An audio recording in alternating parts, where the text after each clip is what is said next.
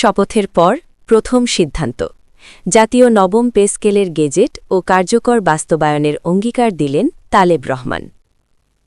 বন্ধুরা, বিস্তারিত আলোচনা যাওয়ার পূর্বে এখনও যারা চ্যানেলটি সাবস্ক্রাইব করেননি, দয়া করে এক্ষুনি চ্যানেলটি সাবস্ক্রাইব করে বেল বাটনটি অন করে দিন। ক্ষমতায় আসা বা শপথ গ্রহণ, এই দুটি শব্দের সঙ্গে তারেক রহমান আজ একটি সিদ্ধান্তকে সরাসরি যুক্ত করে দিলেন।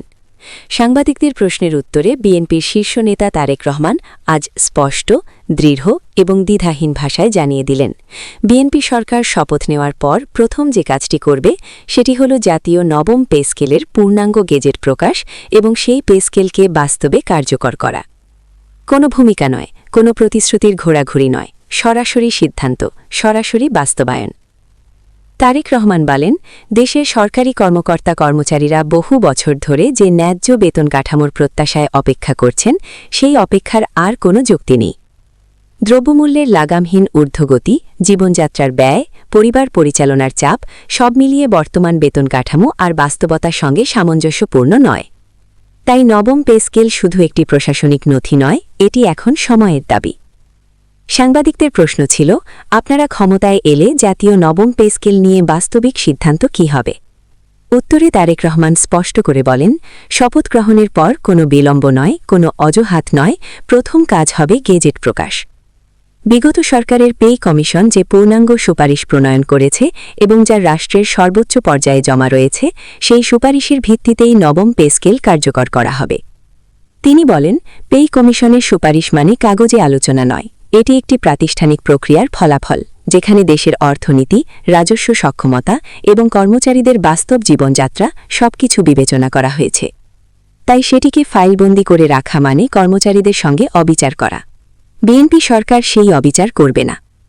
তারেক রহমান আরও বলেন, নবম পে স্কেল বাস্তবায়নের মাধ্যমে সর্বনিম্ন বেতন এমন পর্যায়ে নির্ধারণ করা হবে যাতে একজন কর্মচারী সম্মানের সঙ্গে জীবন পরিচালনা করতে পারেন।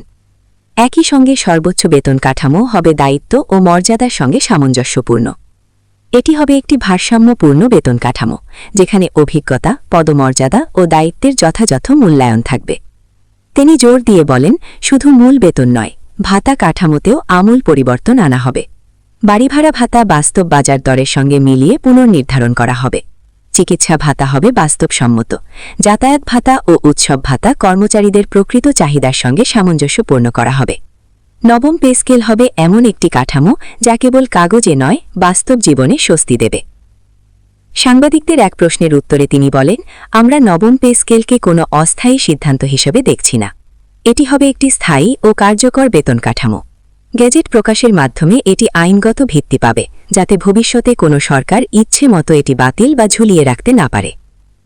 তারেক রহমান বলেন, প্রশাসনের দক্ষতা ও গতিশীলতা সরাসরি কর্মচারীদের সন্তুষ্টির সঙ্গে সম্পর্কিত।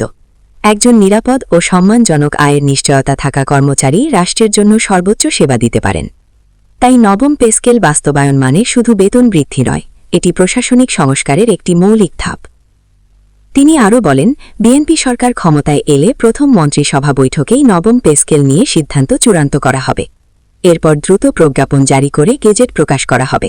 কোনো দীর্ঘসূত্রতা, কোনো জটিলতা, কোনো অপ্রয়োজনীয় আমলাতান্ত্রিক বাধা সৃষ্টি করা হবে না। তার বক্তব্যে স্পষ্ট ছিল, এই সিদ্ধান্ত রাজনৈতিক সুবিধার জন্য নয়, এটি রাষ্ট্র পরিচালনার নৈতিক দায়িত্ব থেকে নেওয়া হবে। সরকারি কর্মচারীরা এই রাষ্ট্রের চালিকা শক্তি, তাদের ন্যায্য অধিকার নিশ্চিত না করলে উন্নয়ন টেকসই হয় না।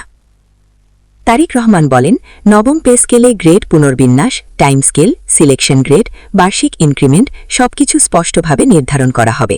কোনো অস্পষ্টতা রাখা হবে না, যাতে কর্মচারীরা তাদের ভবিষ্যৎ পরিকল্পনা স্পষ্টভাবে করতে পারেন।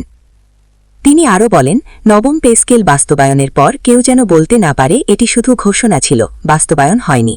বিএনপি সরকার কথা দিয়ে কথা রাখবে। শপথের পর প্রথম যে নথিতে স্বাক্ষর হবে তার মধ্যে নবম পে স্কেলের গ্যাজেট থাকবে। সাংবাদিকদের প্রশ্নোত্তরে তারেক রহমান বারবার একটি কথাই তুলে ধরেন, এটি দয়া নয়, এটি অধিকার। সরকারি কর্মচারীরা করুণার অপেক্ষায় নেই, তারা তাদের ন্যায্য প্রাপ্য চান। বিএনপি সরকার সেই প্রাপ্য নিশ্চিত করবে। তিনি বলেন, আমরা এমন একটি বেতন কাঠামো চাই যা দেশের অর্থনৈতিক সক্ষমতার সঙ্গে সামঞ্জস্যপূর্ণ হবে, আবার কর্মচারীদের জীবনযাত্রার মানও উন্নত করবে। রাজস্ব ব্যবস্থাপনা শক্তিশালী করে, অপচয় কমিয়ে এবং স্বচ্ছতা নিশ্চিত করে এই ব্যয় বহন করা হবে। তারেক রহমানের কণ্ঠে ছিল দৃঢ় অঙ্গীকার। ক্ষমতায় আসার পর জাতীয় নবম পে স্কেলের গেজেট প্রকাশই হবে বিএনপি সরকারের প্রথম কাজ। এই পে স্কেল শুধু ঘোষণা নয়, এটি হবে কার্যকর বাস্তবতা।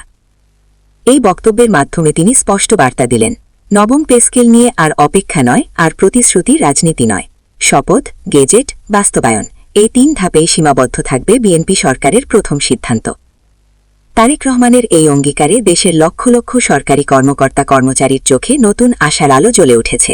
এখন তাদের অপেক্ষা শুধু একটি দিনের, শপথের দিনের, যেদিন নবম পে স্কেল কেবল আলোচনার বিষয় নয়, রাষ্ট্রের গেজেটভুক্ত বাস্তব সিদ্ধান্তে পরিণত হবে।